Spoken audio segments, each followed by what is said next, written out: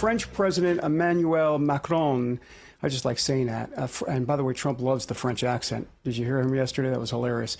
Anyhow, we met with President Donald Trump at the White House yesterday. The two men focused on one of Europe's main priorities. Of course, that would be peacefully ending the war in Ukraine. However, their differences were on full display in the Oval Office. This was fascinating. Trump was actually interrupted by Macron. Take a look.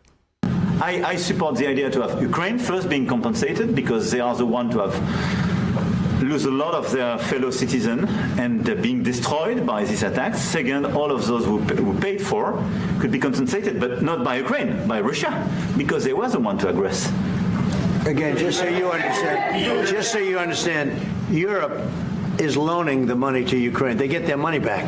No, in fact, to be frank, we paid 60% of the total effort, and it was through, like the US, loans, guarantee, grants, and we provided real money. To be clear, we have 230 billion frozen assets in Europe, Russian assets, but this is not as a collateral of a loan because this is not our belonging. So they are frozen. If at the end of the day, in the negotiation we will have with Russia, they're ready to give it to us, super. It will be loan at the end of the day, and Russia will have paid for that. If you believe that, it's okay with me. But they get their money back, we don't, and now we do. But, you know, that's only fair. All right, for more insight, let's welcome in our chief White House correspondent, Brian Glenn, on the North Lawn of the White House this morning. He was in the room there at the White House with Macron and Trump. Brian, I'm curious to get your thoughts about that moment. You know, it's very rare for Trump to be interrupted like that by a world leader.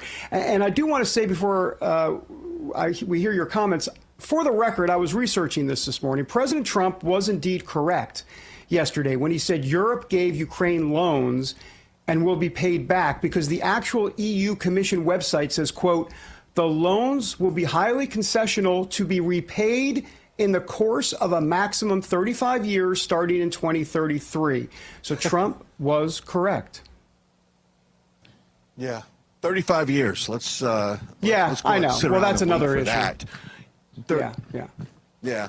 I also thought it was interesting, David, a reporter asked about whether or not U.S. would contribute to rebuild, or would, as far as the cathedral in the cathedrals in France, too. I think it's really interesting about this, the amount of money the U.S. has given everyone.